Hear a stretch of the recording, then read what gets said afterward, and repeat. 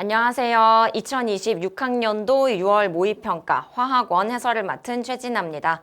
우선 시험을 본 모든 수험생 여러분 정말 수고 많으셨습니다.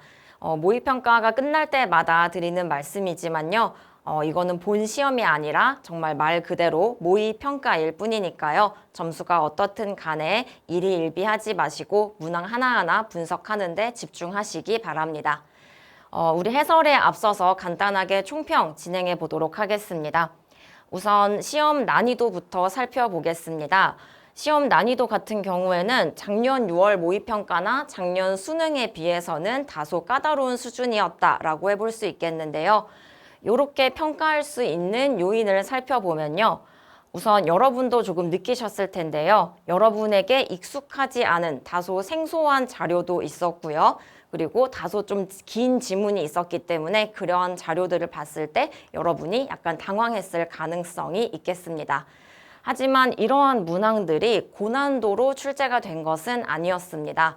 그래서 시간 안배를 적절하게 한 친구들 같은 경우에는 앞부분을 빠르게 풀어내고 뒷부분에 약간 신유형, 새로운 형태의 자료를 조금 더 무난하게, 차분하게 풀어낼 수 있었을 거라고 생각을 하고요.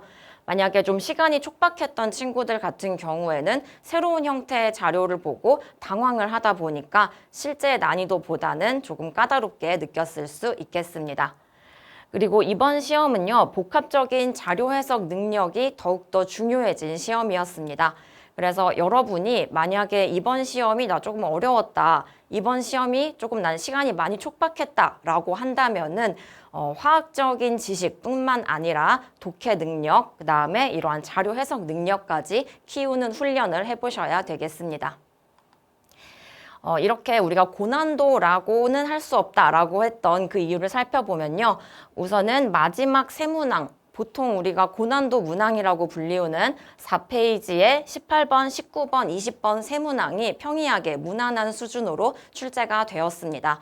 그래서 기출문제를 열심히 푼 친구들은 아마 익숙한 유형들이었을 것 같고요. 그 다음에 전자배치나 주기적 성질에서 수수께끼 문항들 역시 뭔가 복잡한 매칭을 요구하지는 않고 단순한 논리를 통해서 쉽게 어떤 수수께끼 원소들을 찾을 수 있도록 제시가 되었습니다. 그리고 마지막 세 문항뿐만 아니라 2단원이나 3단원에서도 유형화되어 있는 문항들이 많이 출제가 되었습니다. 그래서 여러분들이 이러한 문항들을 조금 더 빠르게 최대한 시간을 단축해서 풀어내야만 새로운 유형 그리고 새로운 형태의 자료가 제시되었을 때 당황하지 않고 심리적, 시간적 여유를 가지고 풀이할 수 있겠습니다. 다시 점검할 문항 몇 문항 살펴보도록 할게요. 우선 4번 같은 경우에는 용액의 농도 파트에서 출제가 됐는데요. 용액의 농도의 기본 정의, 몰 농도와 퍼센트 농도의 기본 정의를 가지고 풀이할 수 있는 문제였는데 4번이 다시 점검할 문항에 나오는 경우는 굉장히 드문데요. 4번이라고 하는 거는 1페이지에 나오는 문제이죠. 그만큼 정답률이 굉장히 높아야 하는 문제인데 가채점 결과를 보니까 현재 가채점 결과상으로는 4번의 정답률이 다소 낮은 그러한 추이를 보이고 있습니다. 그래서 여러분도 용액의 농도 파트의 이 문제를 조금 복잡하게 푼 것은 아닌지 정답을 맞췄다고 할지라도 시간을 좀 많이 소요한 것은 아닌지 다시 한번 점검해 보시라는 의미에서 담아보았습니다. 그리고 16번 문항에 이렇게 숲을 보자라고 이렇게 아이콘을 붙여놓은 것은요. 여러분이 문제를 풀 때 자료 하나하나에 너무 지엽적인 부분에 집중한 것은 아닌지 그래서 어떠한 큰 틀을 놓친 것은 아닌지 점검해 보라는 의미에서 아이콘을 붙여보았고요. 17번부터 20번은 마지막 4페이지에 출제된 문항입니다. 그중에 17번 금속의 산화환원 반응이 주제였는데요. 우리가 일반적으로는 지금까지는 산화환원 반응 문제가 앞쪽에서 한 문항, 개수 맞추기 한 문항, 그 다음에 뒤쪽에서 금속과 금속 양이온의 반응 한 문항 이렇게 총 2문항이 출제가 되었었는데요. 이번 시험 같은 경우에는 약간 특이하게 두 주제가 통합돼서 한 문항으로 출제가 되었습니다. 그래서 여러분이 약간 당황했을 수 있는데 이러한 문제를 보시면 복합적인 자료 해석 능력이 굉장히 중요해지는 그러한 시험이다라고 해석해 볼 수 있겠습니다. 그리고 아까 말씀드렸듯이 18, 19, 20번은 양적관계 문항이긴 하지만 기출문제에서 많이 반복되었던 그러한 유형들이 출제가 되었습니다. 18번 화학반응식과 양적관계 문항 같은 경우에는 오랜만에 첨가 유형이 등장을 했습니다. 최근에는 혼합 유형이 많이 출제가 됐었는데 첨가 유형, 우리 개념 강좌에서도 말씀을 드렸던 내용이고 자이스토리 강좌에서도 여러 번 연습을 했던 내용입니다. 각 지점이 주는 정보, 여러분의 손으로 열심히 정리했던 내용 그대로 적용을 했다라고 하면은 무난하게 풀 수 있었을 거라고 생각을 합니다. 그래서 18, 19, 20번 이렇게 양적 관계 문항들이 여러분에게 조금 익숙한 유형화된 그러한 문항들로 출제가 되었는데요. 만약에 이 문항들이 난 좀 생소했다, 익숙하지 않았다 라고 한다면은 다른 문제들을 풀이하기에 앞서서 기출 문제들부터 완벽하게 복습을 하는 것이 선행되어야 되겠습니다. 단원별 출제 문항 같은 경우에는 늘 이러한 표를 만들어서 보여드리기는 하지만 이거를 지금 총평 때 다루지는 않을 거고요. 대부분 비슷한 배치를 가지고 있죠.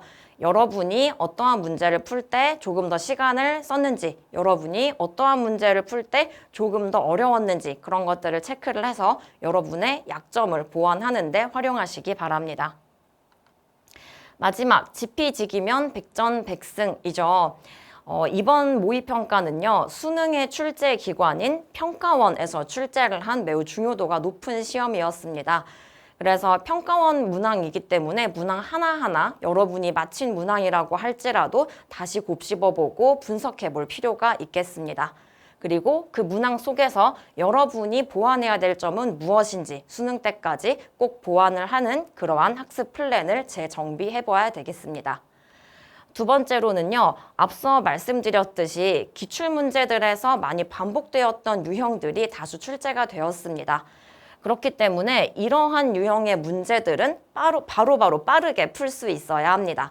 그래서 시간을 굉장히 단축해서, 최대한 단축해서 풀어야지만 새로운 유형, 새로운 자료가 제시되는 그러한 신유형 문제가 등장을 했을 때 여러분이 당황하지 않고 그 문제에 집중을 할 수가 있겠죠.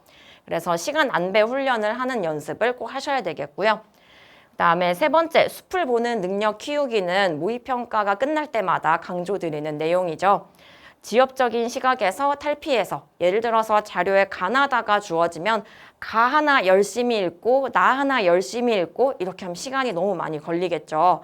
그래서 가나다를 통합해서 보면서 이 문제에서 주고자 하는 정보가 무엇인지 여러분이 문제를 어떻게 풀어나가야 되는지 그 흐름을 잡아보는 연습을 꼭 하셔야 되겠습니다.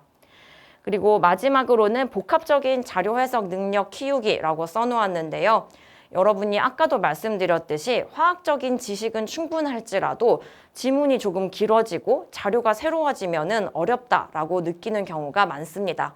그렇기 때문에 어떠한 형태의 자료가 주어지든 어떠한 길이의 자료가 주어지든 빠르게 해석할 수 있도록 독해력, 문제 해결 능력을 열심히 키우는 훈련을 해보셔야 되겠습니다. 그러면 우리 총평은 여기까지 진행을 하도록 하고요. 1번부터 20번까지 함께 보도록 하겠습니다.